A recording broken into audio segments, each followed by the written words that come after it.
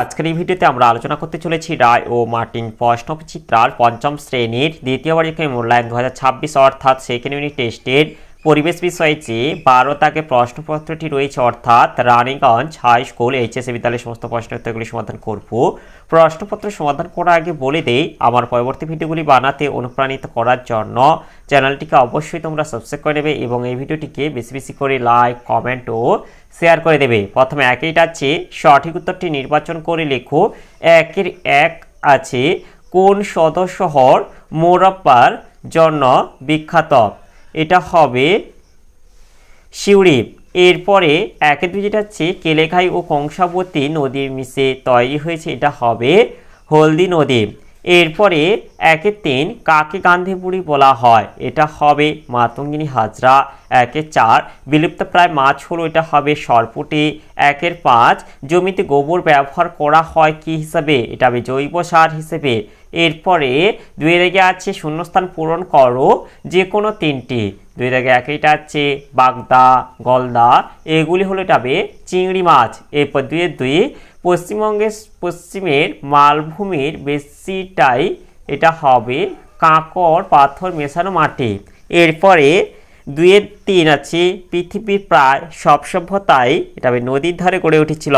এরপরে দুইয়ের চার, গঙ্গা হলো এটা হবে নিত্যবহ নদী। এরপরে তিনের আগে আছে, সত্য বা মিথ্যা নির্ণয় করে লেখো যে কোনো তিনটি। তিনের আগে একইটা আছে, নিত্যবহ নদীতে সারা বছর জল থাকে না, এটা মিথ্যা হবে।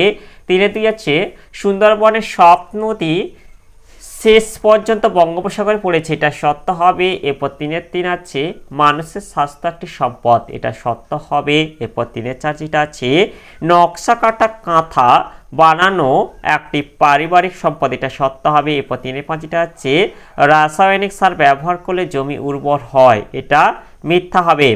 এরপরে চারের দাগে আছে, নিচের প্রশ্নগুলির এক কথায় উত্তর দাও যে কোনো চারটি। চারের দাগে একইটা আছে, দার্জিলিং জেলায় পেঁপের মতো ফলটিকে কি বলে? এটা হবে কোয়াশ বলে। এরপরে চারের দুই যেটা আছে, আগে কীটনাশক হিসেবে কোন পাতা ব্যবহার করা হতো? আগে কীটনাশক হিসাবে নিম পাতা ব্যবহার করা হতো।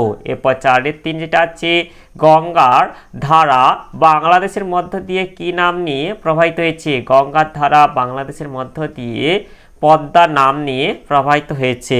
এরপরে চারের চার যেটা আছে, ডিভিসি এর পুরো কথা কি? ডিভিসি এর পুরো কথা হলো দামোদর ভ্যালি কর্পোরেশন। এরপরে চারের পাঁচ যেটা আছে, সুন্দরবনের বিখ্যাত উদ্ভিদ ও প্রাণীর নাম লেখো। সুন্দরবনের বিখ্যাত উদ্ভিদ হলো সুন্দরী গাছ ও প্রাণীর নাম হলো রয়্যাল বেঙ্গল টাইগার। এরপরে চারের ছয় যেটা আছে, তমলুক এর আদি নাম কি? তমলুক এর আদি নাম হলো তাম্রলিপ্ত। এরপরে পাঁচের আগে যেটা আছে, অনধিক 30টি শব্দে উত্তর দাও যে কোনো তিনটি। পাঁচের আগে একইটা আছে, নদীমাতৃক সভ্যতা কাকে বলে? এর উত্তরটি হলো, নদীকে কেন্দ্র করে যে সভ্যতা গড়ে ওঠে তাকে নদীমাতৃক সভ্যতা বলে। উদাহরণ হবে, সিন্ধু নদীর তীরে প্রাচীন হরপ্পা সভ্যতা গড়ে উঠেছিল। এরপরে এটা হচ্ছে পাঁচের দুই, পর্বত শৃঙ্গ থেকে কিভাবে নদী তৈরি হয়? এর উত্তরটি হলো, উঁচু পর্বতের চূড়ায় প্রচণ্ড ঠান্ডায় তুষার জমি বরফ হয়ে যায়, পরে সূর্যের তাপে সেই বরফ গলে জল হয়ে পাহাড়ের ঢাল বেয়ে নিচে নেমে আসে। এই ধারাগুলো মিলিত হয়ে নদীর সৃষ্টি হয়। এরপর এটা হচ্ছে পাঁচের তিন, বন পরিবেশের কি উপকার করে? এর উত্তরটি হলো, এর উত্তরটি আমরা এখান থেকে বলে দেব। এই যে বন পরিবেশের ভারসাম্য কীভাবে রক্ষা করে, এটাই। এক হচ্ছে, বনভূমির গাছপালা বাতাস থেকে কার্বন ডাইঅক্সাইড শোষণ করে এবং পরিবেশে অক্সিজেন ত্যাগ করে পরিবেশের ভারসাম্য রক্ষা করে। দুই, বনভূমি উদ্ভিদ ও প্রাণী জগতের বাস্তুতান্ত্রিক ভারসাম্য বজায় রাখে। তিন, বনভূমি জলচক্র ও বৃষ্টিপাত নিয়ন্ত্রণের মাধ্যমে পরিবেশের ভারসাম্য বজায় রাখে। এরপরে এটা আছে 5-4 কোন কোন জেলায় আমবাগান বেশি দেখা যায়? তবে মালদা, মুর্শিদাবাদ এবং উত্তর 24 পরগনা জেলায় আমবাগান বেশি দেখা যায়। এরপরে 5-5 যেটা আছে সুন্দরবনের মানুষ কি কি কাজ করে? এর উত্তরটি হলো বিশ্ব প্রকৃতির অরণ্য সৃষ্টি সুন্দরবন। এই সুন্দরবনের মানুষেরা নানাভাবে জীবিকা অর্জন করেন, যেমন এক হচ্ছে মাছ ধরা। সুন্দরবনের নদীতে মাছ ও মিন ধরে এবং বিক্রি করে জীবিকা অর্জন করেন। 2 হচ্ছে কাঠ মধু সংগ্রহ। বনের কাঠ ও মধু সংগ্রহ করে অনেকে জীবিকা অর্জন করেন। 3 মাছ চাষ। খাড়ি অংশে মাছ চাষ করে মানুষ জীবিকা অর্জন করেন। 4 হচ্ছে নৌকা চালানো। অনেকে নদীতে নৌকা চালিয়ে জীবিকা অর্জন করে। এরপর 5টা হচ্ছে কৃষিকাজ। কৃষিকাজ করেও সুন্দরবনের মানুষ জীবিকা অর্জন করেন। এরপরে 6টা আছে অনধিক 50টি শব্দে উত্তর দাও যে কোনো 3টি। 6-1 এটা আছে সুন্দরবনের ম্যানগ্রোভ উদ্ভিদের বৈশিষ্ট্য লেখো। এর উত্তরটি হলো এই যে ম্যানগ্রোভ উদ্ভিদের বৈশিষ্ট্য হলো 1 হচ্ছে ম্যানগ্রোভ উদ্ভিদের কাণ্ড রসালো প্রকৃতির। 2 এই জাতীয় উদ্ভিদের মূলগুলি খুব দীর্ঘ ও প্রসারিত হয়। 3 ম্যানগ্রোভ উদ্ভিদের ঠেসমূল ও শ্বাসমূল দেখা যায়। 4 এই উদ্ভিদগুলি চিরহরিত প্রকৃতির। 5 ম্যানগ্রোভ উদ্ভিদের জরায়ুজ অঙ্কুরোদ্গম দেখা যায়। এরপরে 6-2 যেটা আছে তরাই অঞ্চল কাকে বলে ব্যাখ্যা করো। এর উত্তরটি হলো পাহাড়ের পাদদেশে বিস্তীর্ণ সমতল ভূমিকে তরাই অঞ্চল বলে। এরপরে ব্যাখ্যাতে বলে দেব। প্রথমে এটা হচ্ছে মাটি। তরাইয়ের একটি বিরাট অংশ পর্বতের পাদদেশে অবস্থিত। তিস্তা, মহানন্দা প্রভৃতি পাহাড়ি নদীর পলি জমার ফলে তরাই অঞ্চলের মাটি উর্বর হয়।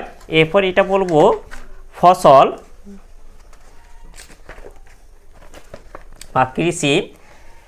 তিস্তা, মহানন্দা প্রভৃতি নদীর পলি জমে তরাই অঞ্চলের মাটি উর্বর হয়ে গেছে। এই উর্বর মাটিতে ধান, পাট, গম, বাদাম প্রভৃতি ব্যাপক হারে চাষ হয়। এছাড়া নানা রকম সবজি, কলা, আনারসও এই অঞ্চলে প্রচুর পরিমাণে উৎপাদিত করা হয়। মালদা ফজলি আম বিখ্যাত। তরাইয়ের অনুর্বর অঞ্চলে রেশম কীট পালনের জন্য তুঁত গাছের চাষ করা হয়। এরপরে আমরা বলে দেব এখান থেকে কিছুটা। তরাই অঞ্চল হলো দার্জিলিং ও জলপাইগুড়ি জেলার দক্ষিণ অংশ, কোচবিহার এবং উত্তর দিনাজপুর জেলার উত্তর অংশ। উত্তরবঙ্গে বিভিন্ন নদীগুলি যেমন তিস্তা, তোরসা, জলঢাকা, মহানন্দা, সংকোচ, কালজানি, রায়ডাক প্রভৃতি পাহাড় থেকে প্রচুর পলি, বালি, নুড়ি পাথর এই তরাই অঞ্চলে বয়ে নিয়ে আসে। তাই এখানকার মাটিতে বালি, নুড়ি, কাঁকর এর পাথরের পরিমাণই বেশি এবং মাটিও খুব স্যাঁতসেঁতে প্রকৃতি। এরপর এটা আছে 6-3 আছে বিদ্যাসাগর ও বিবেকানন্দের অবদান লেখো। এর উত্তরগুলি হলো বিদ্যাসাগর জন্ম ঈশ্বরচন্দ্র বিদ্যাসাগর 1820 খ্রিস্টাব্দের 26শে সেপ্টেম্বর মেদিনীপুর জেলার বিসিংহ গ্রামে জন্মগ্রহণ করেন। খ্যাতি ঈশ্বরচন্দ্র বিদ্যাসাগর খুব পণ্ডিত মানুষ ছিলেন। তাঁর অসাধারণ জ্ঞানের জন্য তাকে বিদ্যাসাগর উপাধি দেওয়া হয়। তিনি বাংলা ভাষায় অনেক বই রচনা করেন। শিশুদের জন্য তাঁর লেখা বইগুলি হলো বর্ণপরিচয়, বর্ণমালা, বোধোদয় প্রভৃতি। তিনি মেয়েদের শিক্ষার জন্য 35টি বিদ্যালয় স্থাপন করেছিলেন। তাঁর আন্দোলনের ফলে সরকার 1856 খ্রিস্টাব্দে বিধবা বিবাহ আইন পাস করে ও বহু বিবাহ রদ করেন। মৃত্যু ঈশ্বরচন্দ্র বিদ্যাসাগর 1891 খ্রিস্টাব্দে 29শে জুলাই মারা যান। এরপরে যেটা হচ্ছে স্বামী বিবেকানন্দ জন্ম। স্বামী বিবেকানন্দ 1863 খ্রিস্টাব্দের 12ই জানুয়ারি উত্তর কলকাতার সিমলার দত্ত পরিবারে জন্মগ্রহণ করেন। খ্যাতি স্বামী বিবেকানন্দ অত্যন্ত মেধাবী ছাত্র ছিলেন। তিনি ঈশ্বরের অস্তিত্ব সম্পর্কে জানতে দক্ষিণেশ্বরে ঠাকুর রামকৃষ্ণদেবের কাছে যান। তিনি তার শিষ্যত্ব গ্রহণ করেন। স্বামী বিবেকানন্দ নামে পরিচিত হন। তিনি 1893 খ্রিস্টাব্দে আমেরিকার শিকাগো শহরে বিশ্ব ধর্ম সম্মেলনে বক্তৃতা দিয়ে খ্যাতি অর্জন করেন। তিনি বর্তমান ভারত, জ্ঞানযোগ, রাজযোগ প্রভৃতি গ্রন্থ রচনা করেন। তিনি বলতেন, জীব সেবায় শিব সেবা। তিনি জনসেবার জন্য রামকৃষ্ণ মিশন প্রতিষ্ঠা করেন। মৃত্যু স্বামী বিবেকানন্দ 1902 খ্রিস্টাব্দের 4 জুলাই মারা যান।